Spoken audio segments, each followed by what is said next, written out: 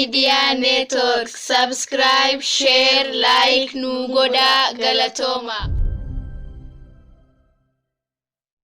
Wajira Mumicha Ministera Colonel Abiot Ahmed keessatti yeroo amma kana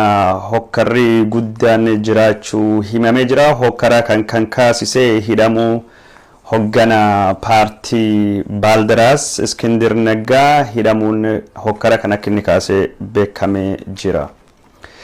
Marii waajjira muummicha ministeeraatti adeemsa biyyittii ammaan tanitti deemaa jirtu godhamu gubbaatti warri Oromiyaa bulchuu fi miseensonni kaabinee Abiy Ahmed nama tokko malee kabira irratti hirmaachaa akka hin jirre beekamee jira. Poolisiin Oromiyaa uummata fayyaaleeyyii irratti tarkaanfii fudhachuu waan diddee fi Abiy guutummaa biyyaa keessatti waraana bobbaasaa akka hin jiru dhagahamee jira. Oromoon biyyara mormiin inni godhu injifannoo dippiloomaasii gurguddaa argachuun mootummaa Abiy akka malee rifachiisuu dhageenya jirra. Oromoon biyyalaa jirtanii falmii fi mormii keessanitti jabeessa haala kanaanii injifannoon fagoo hin jirtu jechuun warri garii akeeka kennaa jiru. Finfinnee keessatti namoonni Oromoo ijjeefaman 25 ol yoo ta'anii kan madaawan ammoo 60 ol ta'uun beekamee jira. Konkolaataan 250 ol cabuun qabeenyi Oromoo hedduun barbadaa'ee jira. Dhaabbanni Crisis Group kan jedhamu ka rakkoolee addunyaa kana ka biyyoota jidduutii fi biyyi keessa qoratu haalii Itoophiyaa ammaan tanitti jirtu kan akka malee yaaddessu ta'uu ibsee jira. Muummichi ministeera Abiy Ahmed biqiltuu Hacaaluu Hundeessaa fi dhaabuun falmii kaasee jira. Muummichi ministeera Hacaaluu akka ajjeesise ragaan karaa hedduun mul'achaa jira. Daawwattoota jaalatamoo fi kabajamoo kunin mata duree oduu har'aati gara bal'ina oduutu dabarra. Waajjira muummicha ministeera keessatti hokkarri guddaan uumamee jira. Sababni hokkara kan uumuu danda'ee hidhamuu paartii hogganaa paartii Balderas ka ta'e Iskindir Naggaa hidhamuun warra Amaaraa birattuu falmii guddaa kaase. Muummichi ministeera Iskindir Naggaa kan hiisise Oromoo qofattuu hidhamaa sodaa jettu hambisuufi kunoo warri Habashaalleen kabira hidhamaa jira waan jedhu fakkeessuuf yoo ta'u waajjira muummicha ministeera keessatti olaantummaa guddaa kan qaban warri Habashaa yeroo ammaan kanatti Iskindir Naggaa balaan inni uume hin jiru. Hokkarri Finfinnee keessa fi miidhaan Finfinnee keessattuu dhaqqabe uummanni yeroo mirga isaanii ka ofittisuu fayyadaman ka dhalate malee isaan qaaxxee gos kamiyyuu saba tokko irratti hin dhaqqabsine. Kanaafuu Iskindir Naggaa hatattamaan hiikamuu qaba jechuun falmii guddaan yeroo ammaa kana waajjira muummicha ministeeraa keessattuu kaasanii jiran.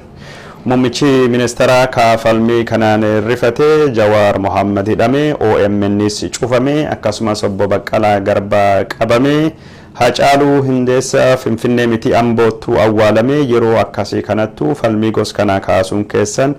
kan baay'ee na ajaa'ibu jedhee dubbatee jira. Muummichi ministeera Jawaar Mohammad fi Baqqalaa Garbaatii fi akkasumas warri Oromoo biraa hidhamuu fakkeessuu fi yeroo ammaan tanatti warra Habashaa bebeekamoo biraafis hidhuu fi carraaqin inni godhee hin milkoofne. Jawaar Mohammad fi Baqqalaa Garbaa hidhamuu golgaa kennuu fi obbo Lidatu Ayyaalootii fi Yiliqaal Geetinneetis akka isaanii hidhamanii ka murteeffame yoo ta'u falmiin warra Habashoota irra kahee guddaan kun warri kun akka hin hidhamne godhuun himamee jira. Yeroo ammaan kana muummichi ministeera deeggarsa Oromoo wayitaa dhabee jiru kanatti deeggarsi warra gubbaattuu hirkachuun Oromoo gubbaattuu tarkaanfii gara jabeenyaa hedduu yeroo fudhachaa jirutti Habashoonni gaafii gos kana kaasuun isaa ka muummicha ministeeraatii fi deeggartoota isaa OPDO keessa jiran rifachiise ta'uun himamee jira. Marii haala Itoophiyaan durattu deemtuu fi akkasumas hokkara ammaan tana biyya liqimsaa jiru kana to'achuu danda'an gubbaatti mariin hedduun waajjira muummicha ministeeraa keessattuu gaggeeffamaa jira. Mariin kun sadarkaa kaabinee waajjira kaabinee muummicha ministeeraatii fi sadarkaa waraana lafaatii fi akkasumas waraana qilleensa keessatti ka godhamu yoo ta'u hirmaannaan miseensota OPDO yookaan ammoo bilisiginnaa damee Oromiyaa gadaanaa ta'uun himamee jira. Waajjira muummicha ministeeraa keessatti kaabineen isaa hokkarammaan tan kahee akkamiin irraanuu dandeenya akkamiin mormii Oromiyaa keessatti dhoohee kan to'annee warri sagaleen isaanii Oromiyaa keessatti dhageettii qaban ka warri tsinfanya ittiin jedhu kan akka Jawaar Mohammad Baqqalaa Garbaa faati sagalee warra ka uummata dammaqsuu dandayu awwaalamuu dandeetu ka jedhe gubbaattuu ka marii godhamee ta'e marii kan gubbaattu namni Oromoo takka malee ka bira akka hirmaatiin himamee jira. Kaabinee muummicha ministeeraa keessa yeroo ammaan tana Oromoon jaha haa jiraatanuu malee marii akkamiin falmii Oromiyaa keessattuu ijjeecha Hacaaluu Hundeessatii fi hidhamuu Jawaar Mohammadiitiin walitti qabate to'anne jedhu gubbaatti namni Oromoo tokko qofti hirmaatee warri miseensota kaabinee isaa kabira hirmaachuu dhabuun isaa akka malee warra OPDO keessattuu shakkii fi mamii uumee jira. Bifuma kanaani marii gubbaattu ka argamte adde Adaanech Abeebee hoggantuu yookaan ammoo haadha alangaa biyyaa yoo taatu isiinis kan barbaadamtee fi himannaa Jawaar Mohammadiitii fi akkasumas warra biraa hidhaman biraa irratti geggeeffamu keessatti waan kanaa fi warra masaraa biyyaalessaa dhuunfatee ka Habashaa wajjin qindoominaan hojjechuu waan qabduu fi malee gorsaa fi mariin ishii barbaachisaa akka hin taane keessi baatonni OPDO ka waan kana kaluu tahanii qorachaa jiranii nutti himanii jiranii. Waajjirri muummicha ministeeraa yeroo ammaa kana gorsitoota Oromoo 3-4 yoo qabu 3-4 sunilleen tokkolleen marii gubbaatti hirmaachaa gorsa muummicha ministeeraa kennaa hin jiranii. Warri maqaa gorsitoota muummicha ministeeraatiin biyya alaatii galanii mindaa mootummoota gamtoomanii argatan keessa obbo Leencoo Baatii, obbo Diimaa Nagawootii fi akkasumas abbaa Joobir Abbaa biyyaa sadeenuu gorsitoota muummicha ministeeraa yoo ta'anii haga rakkoon kun dhalattee rakkoon kun dhalachuun duralletti tokko warras waajjira muummicha ministeeraa dhufanii yookaan ammoo muummichi ministeeraa telefoon bilbilee fi gorsaa yookaan yaada akka hin gaafanne himamee jira. Yeroo ammaan tanatti waajjira muummicha ministeeraa guututtuu kan dhuunfatanii warreen Habashaa isaanumattuu poolisii baasee poolisii isaanii sun karaa miidiyaatii fi karaa waraanaatiin hojii irra oolchaa jiranii muummichi ministeeraa kan keessatti waa'ee hedduullee godhuu waan danda'u hin fakkaatu jechuun warri dubbii kana qoratanii nuttu himanii jiran. Daawwattoota jaalatamoof kabajamoo kadhagaa jirtanii karaa miidiyaa hawaasummaatiin oduu kennaa kallattiin yookaan sududaanii isinii darbu oduu kana yoo viidiyoon kadeeggarame barbaaddanii duula tiwiitarii kan jalqabne irratti hirmaachuu feetanii karaa chaanalii kennaa kan YouTube Kadiroo Elamoo irraa argachuu dandeettan asumaan isinitti himuu barbaanna. Falmiin biyyalaa keessatti dhoohee yeroo ammaa tana magaalota Awuroopaatiif Ameerikaa hedduu raasaa jiru waajjira ministeeraa biyya alaa ka Itoophiyaa raasaa kennee jiru himamee jira. Falmiin kunini magaalota Minnesota ka akka St. Paul, Minneapolis, Chicago, Illinois, Georgia, Atlanta, Denver, Colorado, Seattle, Washington, Colorado, Canada, Calgary, Alberta, London, Paris, Berlin, Brussels fi akkasumas magaalota Aasiyaa fi magaalota Afrikaa hedduu keessattuu gaggeeffamaa jira. Falmiin kunini baay'inni uummataatii fi dhaadannoon dhagahame ka waajjira muummicha ministeeraatii fi akkasumas ministeera haajaa alaa Itoophiyaa sodaachisee yoo ta'u haala ammaan tan deemuun mariin kun yoo addaan hin dhaabban taane dippiloomaasii Itoophiyaa keessattuu yeroo ammaan tana Itoophiyaan deeggarsa addunyaa barbaaddutti yeroo Itoophiyaan deeggarsa Ameerikaa barbaaddutti ka Ameerikaan marii hidha laga Abbayyaa Misrii fi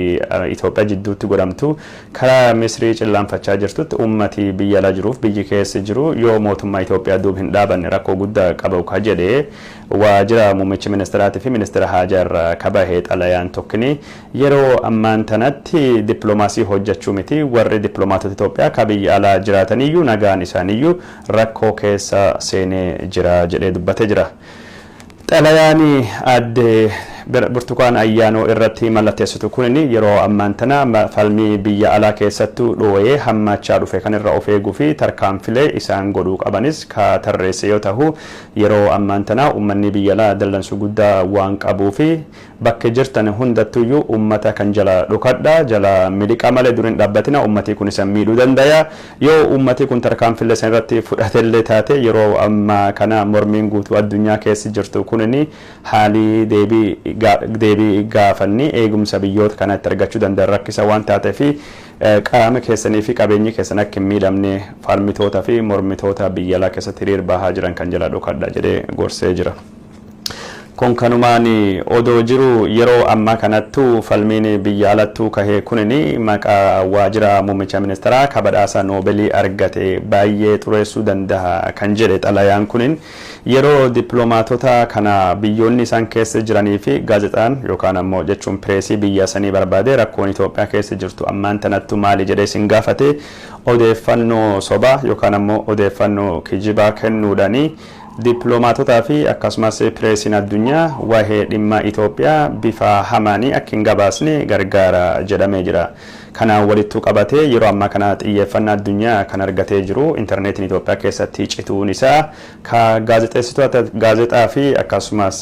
mootummoota adda addaa bira rakkoon kun akka rakkootu kahaa jiru yoo dhimma intarneetiin citu ka isin gaafatate intarneetiin guutumaa guututtuu hin banne intarneetiin kabade haga tokko qofa sanis rakkoo amma kan jirtu waldhabbii sabaa fi sablammoota irra aanu fi jedhamee akka dippiloomaatota faranjiitii fi pireesa faranjiitu himamu gorfamanii jiranii. Yeroo ammaan tana hokkarri guutuu addunyaa keessattuu kahee kunini mootummaa Abiy Ahmediitii fi ministeera haajaa alaa ka baay'ee sodaachise ta'ulleen himamee jira.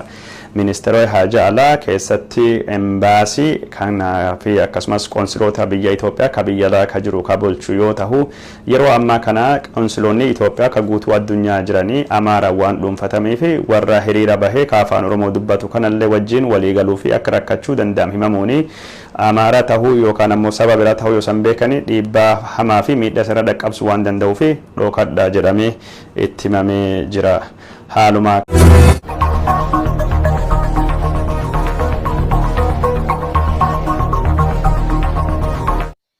Qeerroo Miidiyaa Neetwork subscribe, share, like nu godhaa galatooma.